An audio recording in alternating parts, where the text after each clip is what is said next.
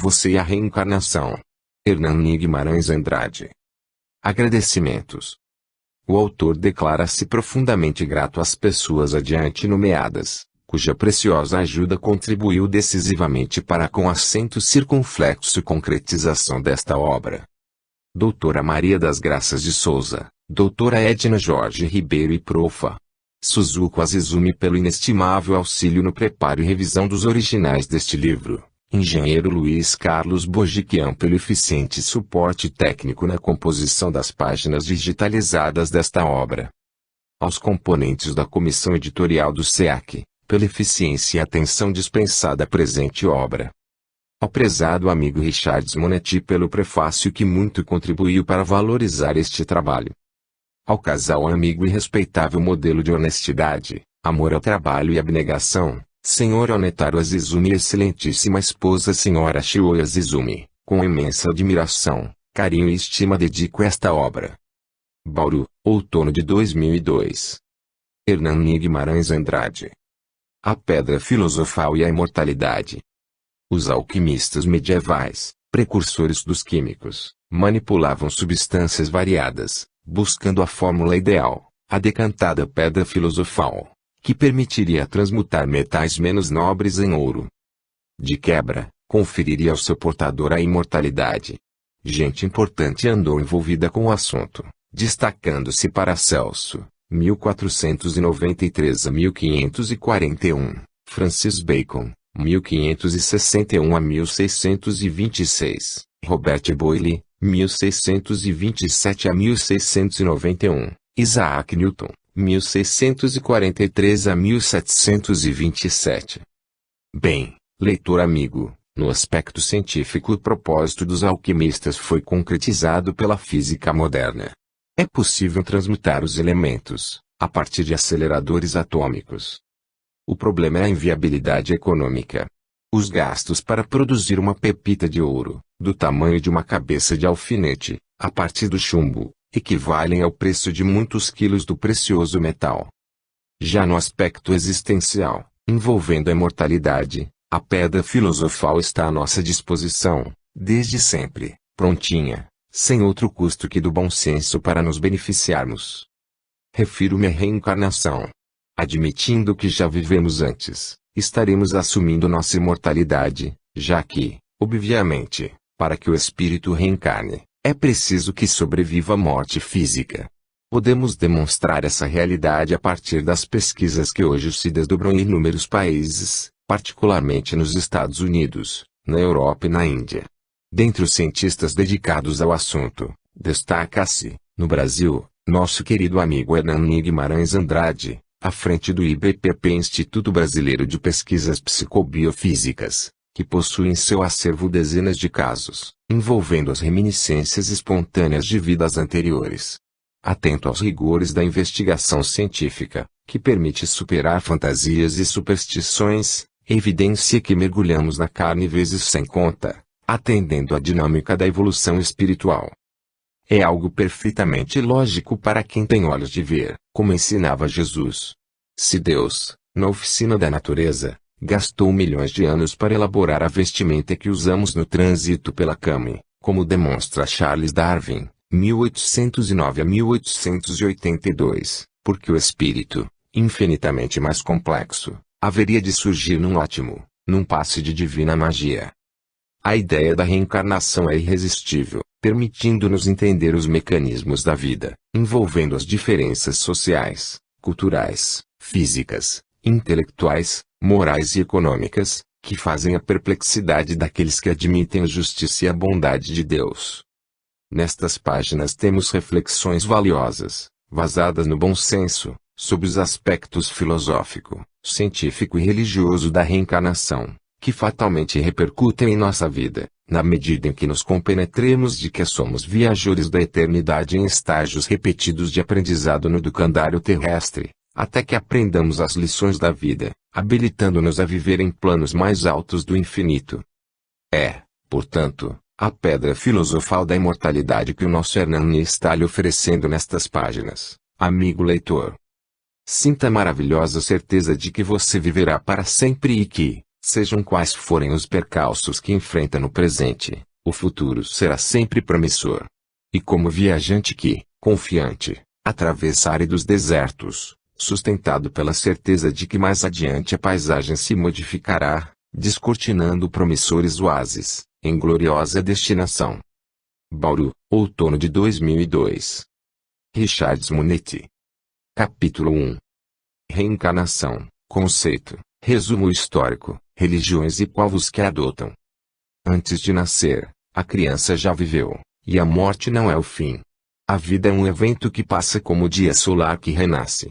Muller, 1970, página 21. Conceito. Reencarnar significa voltar à cama e novamente, tomar a nascer. Reencarnação equivale a renascimento.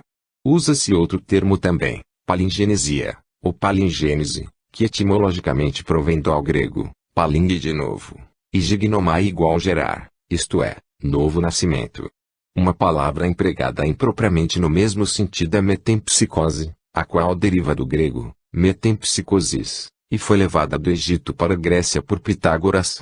Seu significado, entretanto, é um tanto diferente, pois supõe ser possível a transmigração das almas, após a morte, de um corpo para outro, sem ser obrigatoriamente dentro da mesma espécie.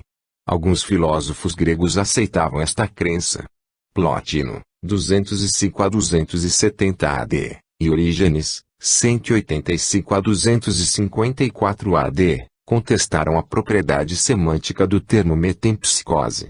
Plotino sugeriu que se o substituísse por metensomatose, uma vez que haveria, na realidade, mudança de corpo, soma, e não de alma, psique. Entretanto, parece não haver nenhuma evidência observacional em apoio a essa suposição. O renascimento deve ocorrer exclusivamente dentro da mesma espécie, conforme o que se tem observado até agora. Na Antiguidade, Egito. Há indícios de que algumas tribos paleolíticas acreditavam na sobrevivência da alma após a morte do corpo físico. O culto do fogo ligado ao das imagens antropomórficas e das pedras, bem como os cuidados com os cadáveres, são evidências a favor desta hipótese. Wimmert, 1948, Vol. 1, páginas 73 a 88. Alguns antropólogos e historiadores concordam com a tese de que os paleantropídeos alimentavam a esperança de um renascimento após a morte. Por exemplo, Mircea Eliade, Universidade de Chicago, diz o seguinte. Por outro lado, nada impede que a posição curvada do morto, longe de denunciar o medo de cadáveres vivos, medo atestado em alguns povos, signifique, ao contrário, a esperança de um renascimento. Conhecem-se, com efeito, vários casos de inumação intencional em posição fetal. Eliade, 1978, tomo 1, vol. 1, página 27. A crença na reencarnação é antiquíssima e bastante difundida. Ela sempre constituiu o dogma básico da maioria das religiões primevas. Louis Jacoliot assim se expressa. O mito da transmigração das almas é talvez o primeiro sistema filosófico que se há produzido no mundo, sobre a mortalidade da alma e a origem do homem. Liga-se intimamente com aquele da encarnação da divindade, nas crenças heráticas da Índia antiga. Jacoliot, 1892, página 457. É possível que a fonte mais primitiva das crenças religiosas seja o Manarva Dharma Sastra, mais conhecido como o Código do Manu. Este código já era citado no Rig Veda, há cerca de 1300 anos antes de Cristo, como sendo, então, muito antigo. No livro 12, Manu o legislador refere-se, nestes termos, ao destino das almas daqueles que morrem. Após a morte, as almas dos homens que cometeram más ações tomam outro corpo, para a formação do qual concorrem os 5 elementos sutis, e que é destinado a ser submetido às torturas das zonas inferiores. Quando as almas revestidas desse corpo sofreram as penas purificadoras, penetram nos elementos grosseiros, aos quais se unem para retomar novo corpo, voltar ao mundo e concluir sua evolução. Jacoliot, Opus. Cite. Página 461 a 462. O sacerdote Sebenita Maneton afirmava que a reencarnação era também dogma fundamental da religião egípcia. O Papiro Nana, 1320 a.C., diz o seguinte: o homem retoma a vida várias vezes, mas não se recorda de suas prévias existências, exceto algumas vezes em um sonho, ou como um pensamento ligado a algum acontecimento de uma vida precedente. Ele não consegue precisar a data ou a lugar desse acontecimento, apenas nota serem-lhe algo familiares. No fim, todas essas vidas ser-lhe-ão reveladas. O livro de Fontane, sobre o Egito, menciona uma referência ainda mais antiga acerca da palingênese, 3001 a.C. Antes de nascer, a criança já viveu, e a morte não é o fim. A vida é um evento que passa como o dia solar que renasce. Muller, 1970, página 21. Parece que o antiquíssimo autor desta sentença colheu seus conhecimentos a respeito da reencarnação, observando as recordações de vidas passadas manifestadas por crianças. Este é o método básico usado pelo professor H. N. Banerjee, pelo Dr. Ian Stevenson e pelos investigadores do IBPP. A Grécia. Ferecides de Ciros, Pericles, e seu discípulo Pitágoras, contemporâneos de Buda, foram os principais veículos das ideias reencarnatórias que fluíram do Egito para a Grécia. De acordo com Cícero, Ferecides foi o primeiro filósofo grego a ensinar a imortalidade da alma. Pitágoras, seu discípulo, afirmava recordar-se de várias encarnações pregressas.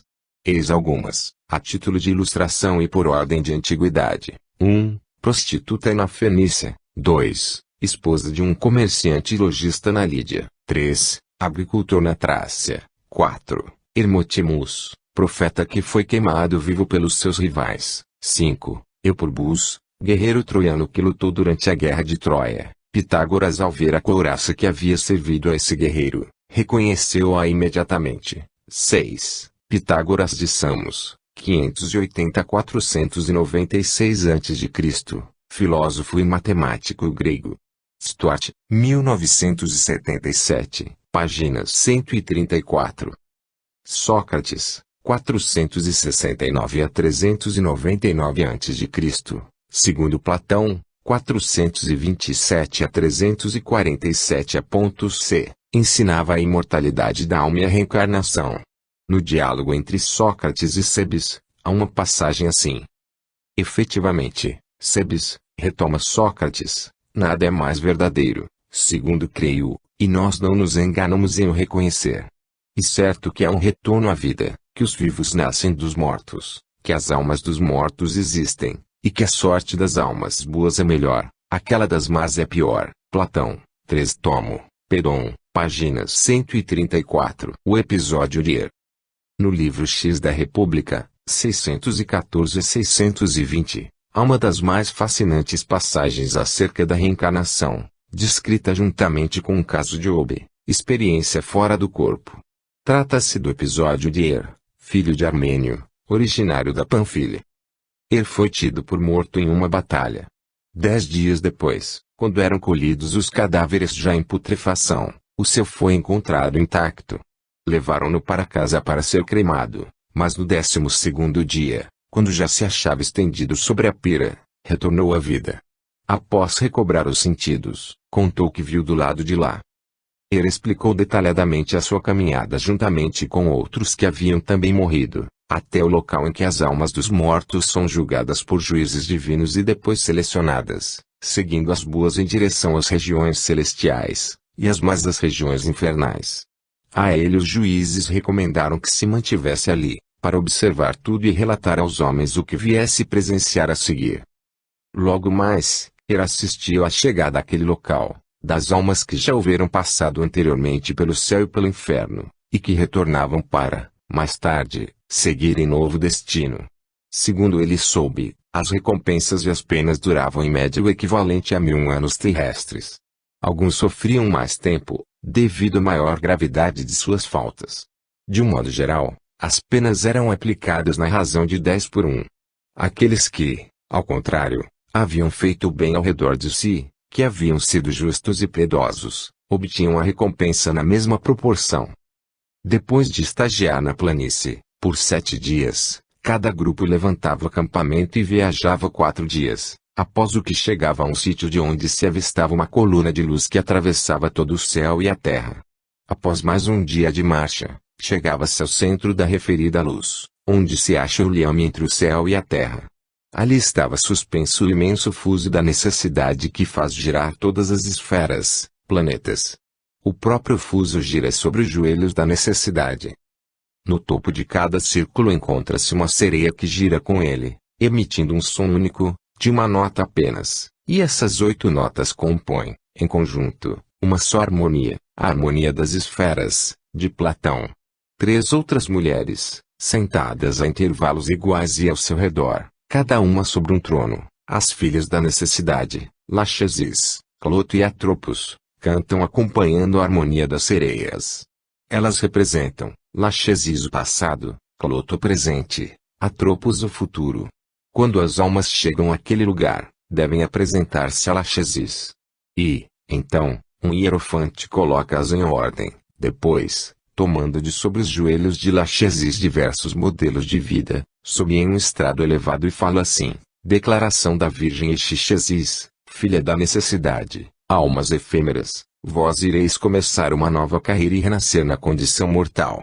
Não será jamais um gênio quem vos determinará a sorte. Sereis vós mesmas que escolhereis o vosso gênio. Que a primeira designada por sorteio escolha em primeiro lugar a vida a qual será ligada pela necessidade. A virtude absolutamente não tem mestre, cada uma de vós, conforme a honra ou a desdenhe, tê-la ou mais ou menos. A responsabilidade pertence àquele que escolhe. Deus não será em absoluto responsável. Platão, 4 tomo, República. Em seguida, o hierofante deita a sorte para que cada qual obtenha o devido lugar na escolha do seu destino. Depois disso ele expõe diante das almas ali presentes os modelos de vida, em número muito superior ao dos candidatos. Escolhidos os tipos de vida desejados, todas aquelas almas dirigiram-se a Lachesis, na ordem que se lhes fixara por sorte. Lachesis deu a cada um o gênio que fora preferido, para servir-lhe de guardião durante a existência e fazer cumprir seu destino. Depois os respectivos gênios as conduziram a Cloto, o qual, sob o turbilhão do fuso, fixou o destino de cada uma. Em seguida, passaram pela trama de Atropos, para tomar irrevogável o que foi fixado por Cloto. Então, sem retomar, cada alma passou sob o trono da necessidade, e quando todas se reuniram do outro lado, seguiram para a planície do Létes, onde faz um calor terrível que queima e sufoca, porque essa planície é nua e desprovida de vegetação. Chegada a tarde, aquelas almas acamparam às margens do rio Amelis, cuja água não pode ser colhida por nenhum vaso. Cada uma é compelida a beber certa quantidade daquela água. Devido à sede, muitas bebem mais do que se deve. Mas, bebendo, perde-se a lembrança de tudo, sobrevém o esquecimento do passado. Ele não bebeu daquela água, haviam-lhe proibido de fazê-lo, pois deveria conservar a memória de tudo o que testemunhara, para relatar aos seus companheiros, mais tarde. Dessedentadas, as almas procuram dormir para descansar. Porém, em meio à noite, um súbito estrondo se fez ouvir, seguido de um terremoto. Cada alma foi repentinamente lançada em uma direção diferente nos espaços superiores, rumo ao lugar de seu renascimento, e tombaram sobre a terra como estrelas cadentes. Quanto a Er, sua alma retornou ao corpo que se achava sobre a pira prestes a ser cremado, despertou e logo relatou aos seus companheiros a sua excitante aventura. Oriente e outros povos. As religiões predominantes na Índia são o hinduísmo, forma moderna do brahmanismo, e o jainismo, que segue as diretrizes de Mahavira, 540 a.C. Ambas são reencarnacionistas. Outra religião muito difundida no Oriente é o budismo, fundada por Siddhartha Gautama, o Buda, 560 a 480 a.C., que nasceu em Kapilavastu, Índia, nas faldas do Himalaia, e pertencia à tribo dos Sakyas. A reencarnação e a lei do karma constituem os postulados básicos do budismo. O objetivo primacial da doutrina budista consiste na libertação do samsara, círculo vicioso das reencarnações sucessivas mediante a prática das virtudes prescritas na quarta nobre verdade Arya-Tangika Magga, ou o nobre caminho das 8 sendas. O budismo teve uma enorme difusão. Os principais países onde ele floresce há muitos anos são Índia, Ceilão, China, Vietnã, Coreia, Japão, Birmânia, Tibete, Camboja, Indonésia, Mongólia e Tailândia. Mencionaremos apenas de passagem mais outros povos e religiões que aceitam a crença na reencarnação. Pérsia, hoje Irã. Zoroastrismo, ou Mazdesmo, fundado por Zoroastro, 500 a.C., cujo livro sagrado é o Zend-Avesta, ensinava a reencarnação. Os celtas, druidas e teutões eram reencarnacionistas quando César os encontrou. Na Inglaterra, a feitiçaria ensinava a reencarnação, antes do advento do cristianismo. Na França, os cátaros, século XI e XII d.C., adotavam a crença na reencarnação. Na África, os bagongos e bassongos, bem como outras tribos localizadas próximo do Rio Congo, não só criam na reencarnação, como fazem referência às marcas de nascença reencarnatórias birthmarks. No Alasca, os índios Tlingit e os esquimós são reencarnacionistas. O mesmo se dá com os peles vermelhas Winnebagoes e os índios Chippewa. Outros países como a Turquia e o Líbano possuem grande número de drusos, os quais aceitam a reencarnação como crença religiosa. Stevenson, 1966. Judaísmo e cristianismo. Os antigos judeus admitiam o renascimento. A Cabala ensina a reencarnação. Flavius Josepus, 37 a 95 AD, intelectual e historiador judeu, em sua famosa obra de Belo Judaico, faz a seguinte advertência aos soldados judeus que preferiam desertar, suicidando-se. Não vos recordais de que todos os espíritos puros que se encontram em conformidade com a vontade divina vivem nos mais humildes dos lugares celestiais, e que no decorrer do tempo eles serão novamente enviados de volta para habitar corpos inocentes. Mas que as almas daqueles que cometeram suicídio serão atiradas às regiões trevosas do mundo inferior. Josepus, 1910. No Velho e Novo Testamentos há várias passagens em que se notam alusões à crença na reencarnação, cultivada pelos primitivos adeptos do judaísmo e do cristianismo. Elas, Velho Testamento, Job, capítulo 1, versículo 21, Jeremias, 1:5, Malaquias, 1:2 a 3. Novo Testamento, Mateus, 11:7 a 15, 16 e 13 a 14, Marcos, 8:27 a 28, 9:11 a 13, Lucas, 1:17, 7:24 a 28, 9:18 a 19, João, 1:13, 9:1 a 13 e Efésios, 1:3 a 5. Nem todas as descobertas empíricas ou teóricas foram imediatamente aceitas e incorporadas ao sistema dominante dos conhecimentos científicos. Pelo contrário, algumas chegaram a ser energicamente combatidas. A reencarnação evidentemente é uma das crenças mais antigas da humanidade. Ela parece apoiada nos fatos observados empiricamente pelos nossos antepassados, em todos os tempos e lugares. Entretanto, somente agora, ela começa a conquistar o título de verdade científica e a ganhar o seu reconhecimento como lei natural. Cremos que a maioria das pessoas admitirá a suma importância desse fato, talvez o mais significante no que concerne a natureza do homem e a sua destinação dentro do contexto cósmico. Capítulo 2. Reencarnação, significado e aceitação. Nascer, morrer, renascer e progredir sem cessar, tal é a lei. Allan Kardec, 1804 a 1869. Significado e aceitação. Reencarnar significa, simplesmente, nascer de novo em outro corpo em formação. Nas doutrinas do Oriente é mais usado o termo renascimento, em lugar do vocábulo reencarnação. Há outra palavra de raiz grega que significa reencarnação também, palingenesia, palin igual repetição, de novo, gignomai igual gerar, ou seja novo nascimento. Há outro termo que geralmente é confundido com a reencarnação, e a metempsicose. O significado desta palavra inclui o renascimento em outras espécies inferiores ou em outros reinos além do reino animal, como o mineral e o vegetal. Esta possibilidade é excluída, por não ter nenhum apoio em observação de caráter científico realizada até agora. A metempsicose, ao que parece, fazia parte de ensinamentos esotéricos transmitidos aos não iniciados. Seu escopo seria conter os impulsos criminosos das massas humanas incultas, empregando-se a ameaça de um renascimento doloroso na forma de um vegetal ou de um animal, sujeito a sofrimentos e humilhações. Equivale à condenação às penas eternas do inferno, prometida aos ímpios por algumas religiões do Ocidente. A ideia da reencarnação é encontrada praticamente em quase todos os sistemas religiosos do mundo, mesmo entre as tribos selvagens mais afastadas umas das outras e em todos os continentes da Terra. Essa disseminação de uma crença tão uniforme é observada também entre os povos muito antigos. Este fato faz supor que a causa da crença na reencarnação deve ter se originado de um mesmo acontecimento constatado localmente em diversas regiões e em épocas também diferentes. Ao que parece, a ideia do renascimento não resultou apenas da propagação de ensinamentos transmitidos de um para outro grupo humano.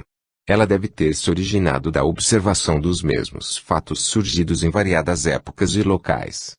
Isto não exclui a possibilidade de haver também sido ministrada como ensinamentos de uma religião ou de indivíduos iniciados em conhecimentos ocultistas, avançados para aquelas épocas e, eventualmente, para a atualidade. Quanto à antiguidade da crença na reencarnação, o Dr. Carl Müller diz o seguinte: as tradições egípcias são provavelmente mais antigas. Piccone Chiodo cita o livro de Fontane sobre o Egito, um texto pretensamente datado de 3.000 anos a.C. Antes de nascer, a criança viveu e a morte não é o fim. A vida é um evento que passa como o dia solar que nasce. Müller, K.E. 1978, página 23. Os cânones dos dois primeiros reis da 20 dinastia egípcia têm significados claramente relacionados com a ideia da reencarnação. Amuniat significa aquele que repete os nascimentos. Sensuzert significa aquele cujos nascimentos vive.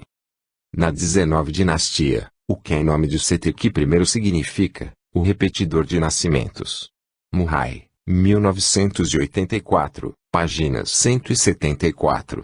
Todas as grandes religiões são reencarnacionistas. Por exemplo, o hinduísmo, o jainismo, o sikhismo, fundado por Nanak, em Punjab, no século XVI, o budismo, o masdeísmo, uma facção, os parsis, aceita individualmente a reencarnação, o maniqueísmo, de onde derivam os cátaros ou albigeneses, do século X ao século XIV quando foram dizimados pela Inquisição, o judaísmo, na Cabalá da reencarnação está claramente expressa no livro Zohar, o cristianismo, inicialmente reencarnacionista, tendo abdicado esta crença ao transformar-se em catolicismo e protestantismo, o islamismo, Sura 2:28 e Sura 25:5-10:6, o sufismo, é um ramo do islamismo surgido um ano após a Hijra, o sufismo ensina a reencarnação. Lacerda, 1978. Mencionamos essas breves informações, extraídas resumidamente da excelente obra de Naed Lacerda, referida acima, apenas para dar uma ideia acerca das religiões às quais nos reportamos. Entretanto, reconhecemos que o simples fato da reencarnação ser objeto de crença das maiores e mais antigas religiões, com pouquíssimas exceções como o catolicismo e o protestantismo por exemplo, não constitui nenhuma evidência ponderável a favor da doutrina do renascimento. Parece-nos também válido o argumento recíproco, isto é, o fato de algumas poucas religiões não aceitarem a ideia da reencarnação também não tem valor algum como evidência contra a doutrina do renascimento, especialmente se a refutação basear-se apenas em dogmas e opiniões de autoridades. Nesta questão, o que deve considerar-se válido é apenas a evidência dos fatos. Categorias das evidências. Para maior facilidade de estudo e pesquisa, as evidências de apoio à ideia da reencarnação podem dividir-se em 6 categorias principais a saber. 1. Recordações espontâneas de mais vidas anteriores, surgidas na infância. Estas lembranças iniciam-se, mais comumente, no começo da fase locutória. Isto é, quando a criança passa a expressar-se verbalmente. Nesta ocasião o paciente costuma referir-se a fatos de uma vida anterior, fornecendo, em alguns casos, informações precisas sobre a personalidade prévia, o local onde viveu, o modo como morreu, o nome dos pais, etc. etc. Esse período de revelações dura em média 6 a 7 anos. A fase de maior intensidade costuma ocorrer entre os 2 e 4 anos de idade. O declínio inicia-se aos 5 anos e as recordações podem desaparecer mais ou menos aos 7 anos de idade. Todavia, há variantes quanto à duração das recordações reencarnatórias. Há pessoas que conservam as lembranças íntegras ou parte delas, por toda a sua existência. E um dos casos de recordação em adultos, que faz parte do grupo seguinte. Em alguns indivíduos, mesmo após haver se extinguido a memória dos fatos da sua anterior encarnação, podem surgir, em algumas ocasiões, surtos de lembrança de alguns episódios que já haviam sido aparentemente apagados da memória. Quase sempre, estes lampejos mnemônicos ocorrem em virtude da associação de ideias ou da contemplação de ocorrências semelhantes às vividas anteriormente. Parece que o esquecimento atinge apenas o nível da consciência do paciente, porque há outros tipos de lembranças que se manifestam sob a forma de comportamentos inconscientes. São as fobias, os maneirismos, as habilidades adquiridas na existência prévia, inclusive manifestações de xenoglossia, gostos alimentares e outros. 2. Recordações em adultos. As recordações reencarnatórias em adultos podem ocorrer em diversas circunstâncias, conforme segue. 2.1. Recordações iniciadas na infância que persistiram, em parte ou totalmente, durante a vida do paciente ver o item anterior. 2.2. Lembranças de episódios de vidas passadas reveladas sob forma de sonho. Pode ocorrer um sonho apenas, ou ter-se vários sonhos repetidos. 2.3. Visões em estado de vigília, reveladoras de cenas do passado. 2.4. Recordações espontâneas, sem motivo qualquer. 2.5. O déjà vu, isto é, o reconhecimento de um lugar ou cena que nunca foram contemplados antes na presente existência. 2.6. Reconhecimento de uma pessoa com a qual nunca se teve relacionamento de espécie alguma nesta existência, nem direta nem indiretamente. 2.7. Recordação de eventos ocorridos em vida anterior, provocada por associação com fatos presenciados na vida atual. 2.8. Lembranças de episódios vividos previamente, provocadas por doenças, estado febril, enfraquecimento excessivo, no momento de morrer, etc. 2.9. Memórias de vidas anteriores, despertada por ativação espontânea de faculdades paranormais. 3. Por informação. 3.1. Sonhos anunciadores, podem ser produzidos pela própria entidade que está reencarnando e que avisa os parentes. Podem ser de outra entidade que informa aos parentes quem está reencarnando. 3.2. Informações fornecidas por desencarnados, revelando quem foi a pessoa na vida anterior. 3.3. Informação fornecida por pessoas dotadas de faculdades paranormais especiais. 3.4. Informação do próprio indivíduo, antes de morrer, prometendo voltar como filho ou filha de determinada pessoa. 4. Por características inatas. 4.1. Genialidade. 4.2. Alguns sinais ou defeitos congênitos, marcas reencarnatórias de nascença. 4.3. Qualidades boas ou más, aptidões, etc. De nascença, sankaras. 5. Por investigação experimental, ou por outras causas eventuais. 5.1. Psicanálise muito profunda. 5.2. Casos de obsessão. 5.3. Hipnose ocasionando regressão de idade e a regressão a vidas passadas. Terapia de vidas passadas. 5.4. Ação das drogas. 5.5. Experiências fora do corpo. 5.6. Choques traumáticos violentos. 5.7. Estados pré-agônicos. 6. Por experiências místicas. 6.1. Meditação. 6.2. Êxtase, saínade, satori, etc. Convém esclarecer que não é sempre que tais estados ou experiências se mostram capazes de revelar algo relativo a uma ou mais vidas pregressas. Porém, pode ocorrer que tais circunstâncias sejam propícias a tal revelação. Elas foram aqui alinhadas porque tem se registrado casos em que algumas pessoas mediante semelhantes condições obtiveram informações acerca de suas vidas pregressas e que puderam ser comprovadas. A rigor, deveríamos apresentar pelo menos um exemplo concreto de cada espécie das categorias atrás enumeradas. Todavia ultrapassaríamos os justos limites da paciência do caro leitor. Por isso, iremos mencionar apenas um caso, indicando depois as fontes bibliográficas onde o leitor mais interessado poderá encontrar um número maior de relatos enquadráveis nessas categorias. Vamos escolher um caso da primeira categoria, isto é, de crianças que se recordam de vidas passadas. Os casos dessa espécie são muito numerosos. Apresentaremos um da coleção do maior investigador da reencarnação, o Dr. Ian Stevenson, professor de psiquiatria da Escola de Medicina da Universidade de Virgínia, nos USA. O caso de Bizenchand Kapua. Bizenchand nasceu em 1921, na cidade de Bareilly, Uttar Pradesh, Índia. Seu pai era o Sr. Berhangulam Kapoor e sua mãe a Sra. Kunti Devi. Desde a tenra idade de 10 meses, logo que começou a pronunciar, ainda mal, algumas palavras, sua família ouviu dizer Pilibhit ou Pilibhit. Pilibhit é o nome de uma grande cidade situada a cerca de 50 km a noroeste de Bareilly. Entretanto, a família de Bizenchand não tinha nenhuma ligação com pessoas de Pilibhit e esse nome não representava nada de especial para seus parentes. Mas à medida que o menino passou a expressar-se melhor, ele começou a revelar que tivera uma vida anterior em Pilibhit.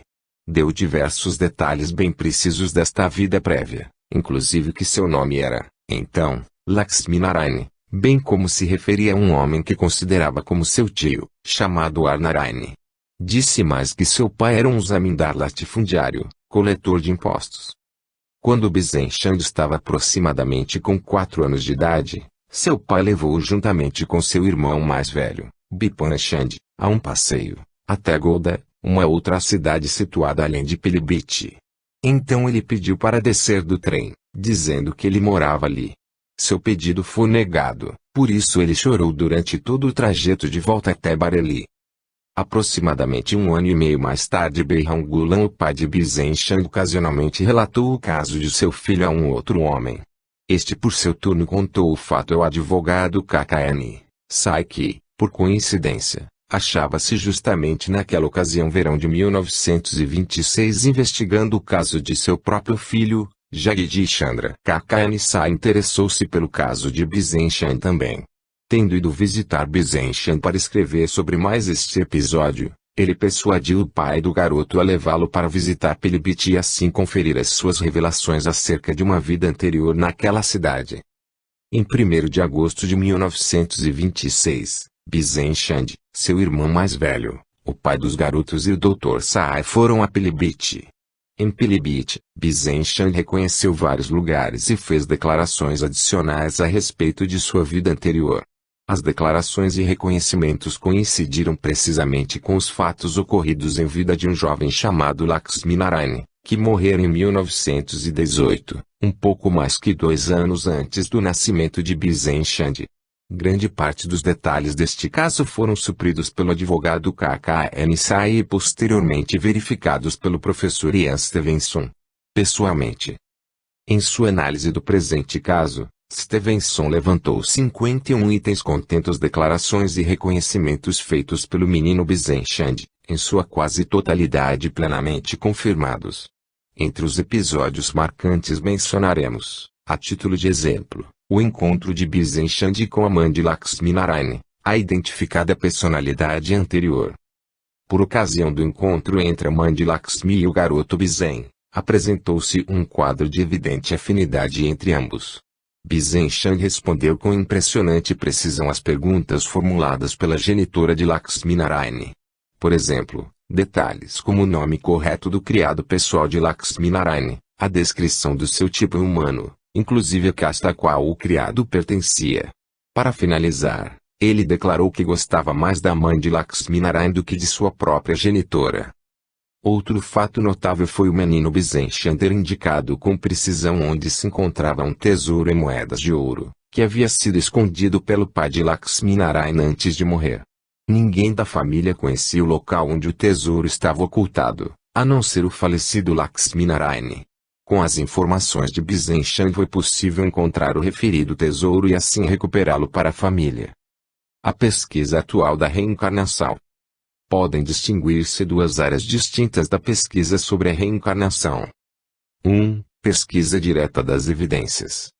Neste tipo de investigação buscam levantar-se os casos de recordações reencarnatórias, sem visar outra finalidade a não ser o melhor conhecimento das leis que regem o fenômeno do novo nascimento. O método mais seguro e usado com bastante êxito consiste na pesquisa dos casos de lembranças de vidas anteriores manifestados em crianças. Esta preferência não prejudica a investigação das demais categorias de evidência, desde que elas, à semelhança dos casos de memória reencarnatória em crianças, propiciem seguras comprovações dos episódios, lugares e pessoas envolvidas no histórico das lembranças reveladas pelo paciente. 2. Investigação indireta das evidências, com vistas a outros objetivos. Neste caso, a obtenção dos detalhes de uma ou mais vidas passadas visa uma outra finalidade. A mais comum seria sua aplicação terapêutica no tratamento de psicopatologias refratárias aos métodos convencionais. De maneira geral, distinguem-se dois processos fundamentais para alcançar as informações acerca dos eventos ocorridos em vidas pregressas. Supõe-se naturalmente que tais acontecimentos, geralmente traumáticos, estariam ocasionando sintomas psicossomáticos da atual existência. Então tenta-se descobri-los. Os dois métodos usados são: 1. A hipnose regressiva, ou regressão cronológica. Neste processo faz-se a hipnose prévia do paciente. Em seguida tenta-se levá-lo a regredir na idade, cronologicamente, até passar a uma vida anterior. Durante a regressão, o terapeuta sonda cuidadosamente os fatos de cada idade, a fim de descobrir quais os acontecimentos que poderiam ter implicações com os sintomas psicopatológicos do paciente.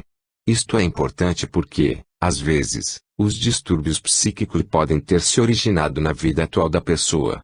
Mas a investigação de possíveis traumas em vidas anteriores pode resultar em êxito no tratamento das perturbações. Vejamos o segundo método. 2. A regressão cronotópica, seguindo a pista dos sintomas.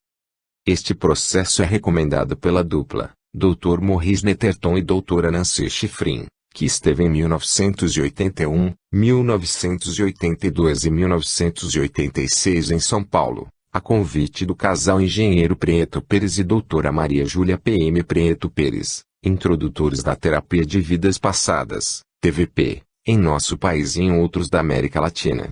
Nota: a sigla TVP foi adaptada posteriormente para TRVP, TRV Pérez, pela Dra. Maria Júlia P.M. Prieto Pérez, fundadora do atual Instituto Nacional de Pesquisa de Terapia Regressiva Vivencial Pérez.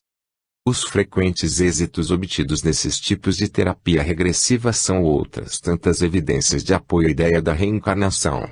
Netterton e Schifrin, 1978. As terapias regressivas têm produzido um grande contingente de psicoterapeutas sinceramente convencidos da realidade da reencarnação. Entre os mais conhecidos colocamos a Dra. Edith Fiore, que afirma: a vida que vivemos agora não é nossa primeira vida, todos já passamos pelo mundo. Fiore, 1978. Outra notável psicóloga, Dra. Ellen Bache, colecionou mais de 1000 casos de recordações de vidas passadas. Tais fatos foram obtidos ao longo de muitos anos de clínica em que ela empregou largamente o método da regressão. Além de obter grande percentual de curas, ela pôde fazer interessantes estudos históricos, baseados nas informações de seus pacientes e em rigorosa análise estatística. Wambach, 1981. Outro autor desse gênero é o Dr. Arthur Guido, que, ocasionalmente em sua clínica psiquiátrica, descobriu que uma sua paciente tivera uma encarnação entre os cátaros, no século XIII. Há em português duas obras desse médico, Os Cátaros e a Reencarnação, 1992, e Entre Dois Mundos, 1981, ambas editadas em São Paulo pela ED. Pensamento. Uma vez comprovada a realidade da reencarnação, O corolário desse fato será necessariamente a certeza da sobrevivência da individualidade após a morte do corpo físico. O número imenso de casos de reencarnação já registrados e investigados está mostrando claramente que os seres vivos, inclusive o homem, possuem, além do corpo físico, uma contraparte não física, mas real, imperecível e portadora de consciência, a qual tem sido dados nomes diversos ao longo da história. Verifica-se, a cada dia que passa, que a aceitação dessa realidade não está mais na dependência de fatos que a comprovem, sim tão somente da disposição em aceitá-la. Capítulo 3. Cristianismo e a reencarnação. Não te maravilhes de eu te ter dito, necessário vos é nascer de novo. João 3,7. O que é nascido da carne é carne, o que é nascido do espírito é espírito. João 3,6. O vento assopra onde quer, e ouve-se a sua voz, mas não se sabe de onde vem, nem para onde vai. Assim é todo aquele que é nascido do Espírito. João 3,8. Introdução. Reconhecemos a grande dificuldade que envolve a exegese das Escrituras. O maior problema reside na complicada trama de racionalizações que há muitos anos vem sendo erdida em torno das simples informações encontradas nos textos. Por outro lado, as análises exegéticas alcançam, às vezes, somente as traduções dos livros originais. Como todos sabem, a tradução pode conter imprecisões e até deturpações do verdadeiro sentido expresso no original. Entretanto, o que vamos apresentar a seguir constitui somente um complemento quase dispensável, que visa apenas satisfazer dúvidas de pequena parcela de leitores, aqueles que ainda se apegam às tradições religiosas e os dogmas estabelecidos pelos credos por eles professados. Não pretendemos fazer exegese profunda. Apenas exporemos os textos como são encontrados nas versões consideradas boas, como as da tradução brasileira, que é uma versão direta dos originais em grego e em hebraico, e a do P. João Ferreira da Almeida. Para não nos estendermos desnecessariamente, limitar-nos-emos aos evangelhos de Mateus, Marcos e João, onde a ideia da reencarnação transparece nitidamente em várias passagens. Não abordaremos o Velho Testamento, porque parece-nos demonstrado que os antigos judeus aceitavam a reencarnação.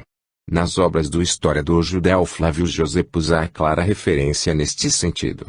Ela é encontrada nas suas severas observações aos soldados judeus que preferiam suicidar-se em vez de se deixarem capturar pelos romanos. Não vos recordais de que todos os espíritos puros que se acham em conformidade com a vontade divina vivem nos mais humildes dos lugares celestiais, e que no correr do tempo eles são de novo enviados de volta para habitar corpos inocentes, mas que as almas daqueles que cometeram suicídio são atiradas às regiões trevosas do mundo inferior. O grifo é nosso. Josepus, 1900, de Belo Judaico. A tese do Renascimento foi condenada no Concílio de Constantinopla, levado a efeito em 553 PD. A não ser este, parece-nos que nenhum outro concílio da Igreja tratou de matéria concernente àquele assunto. Por outro lado, o Concílio de Constantinopla não foi um concílio geral ecumênico, portanto sua autoridade não deve ser universal. Na realidade, o Concílio de Constantinopla foi local. Além disso, ele não se reuniu para condenar propriamente a reencarnação e sim a heresia de Orígenes, que entendia ter em todas as almas surgido no início da criação, como espíritos angélicos, têm delas pecado. Apesar desta condição, foram obrigadas a sucessivos renascimentos em corpos materiais, a fim de se purificarem. A doutrina de Orígenes, baseada na hipótese da preexistência daquelas almas, é que foi objeto da condenação do Concílio de Constantinopla. Há outro ponto importante a ser considerado. Nem todas as resoluções dos concílios ou condenações locais da Igreja conseguiram perdurar como verdades eternas.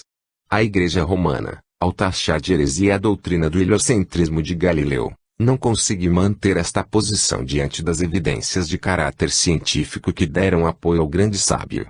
Assim, poderíamos pensar com relação ao caso da reencarnação, a favor da qual há fortes evidências observacionais, obtidas por métodos científicos rigorosos. A ciência não é onisciente nem infalível, mas ainda é um bom método para aproximar-se da verdade, talvez o melhor, por enquanto.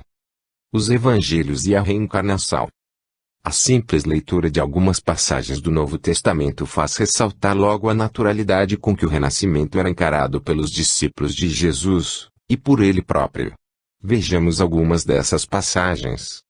Mateus é o evangelista que fez maior número de referências ao renascimento de João Batista. Segundo Mateus, João Batista era a reencarnação de Elias, pois todos os profetas e a lei até João Batista profetizaram, e se quereis recebê-lo, ele mesmo é Elias que há de vir. O que tiver ouvidos, ouça. Mateus 11, 13 a 15.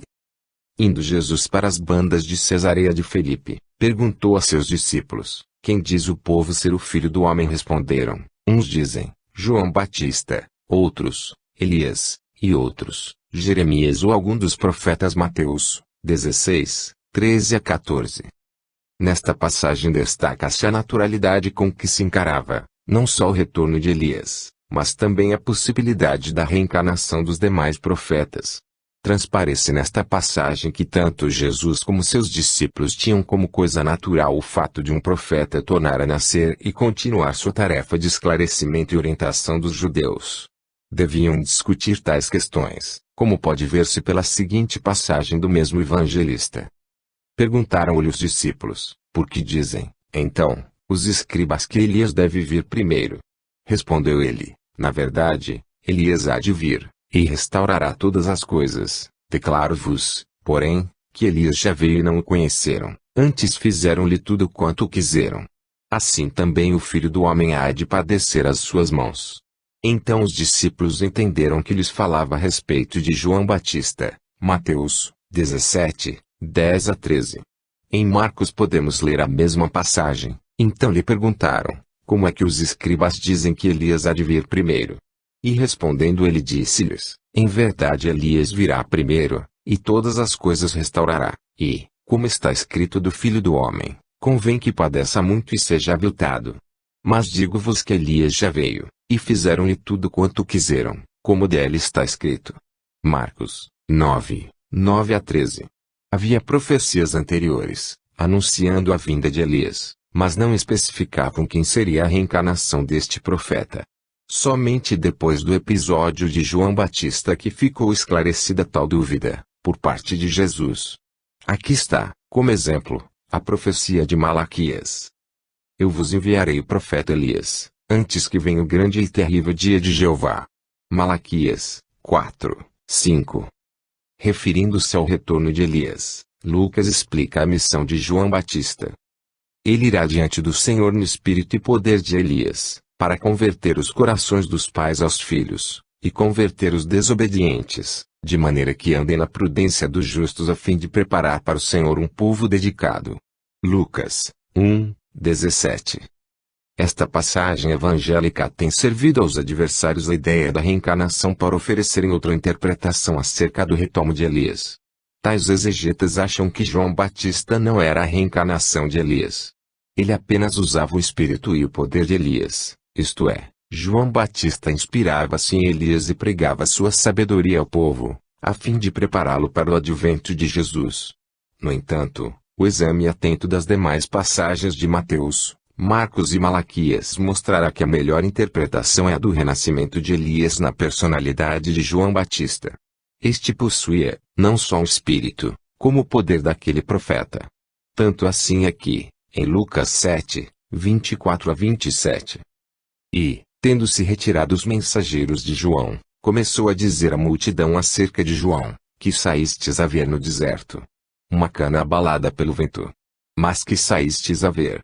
Um homem vestido de trajes delicados. Eis que os que andam com preciosos vestidos, e em delícias estão nos passos reais. Mas que saístes a ver? Sim, vos digo, e muito mais do que profeta. Este é aquele de quem está escrito: eis que envio o meu anjo adiante da tua face, o qual preparará diante de ti o teu caminho. Em seguida Jesus refere-se a João Batista como sendo o maior profeta até então surgido. Nesta passagem não é insinuado que João Batista veio para ser uma espécie de médium de Elias. Está explícito que ele era o próprio Elias de quem falavam as profecias e era esperado como precursor. João Batista, pessoalmente, não parecia saber que ele próprio era Elias renascido, conforme Jesus atestava. Isto é natural, pois as recordações reencarnatórias não são tão comuns assim. Em João 1, 21 a 25, há um episódio que mostra claramente que João Batista ignorava ser o próprio Elias reencarnado. Ali está a expressão que sacerdotes e levitas inquiriram-no para saber se realmente ele era Elias. Isto quer dizer que os doutores da lei acreditavam na possibilidade da reencarnação. E perguntaram-lhe, pois que?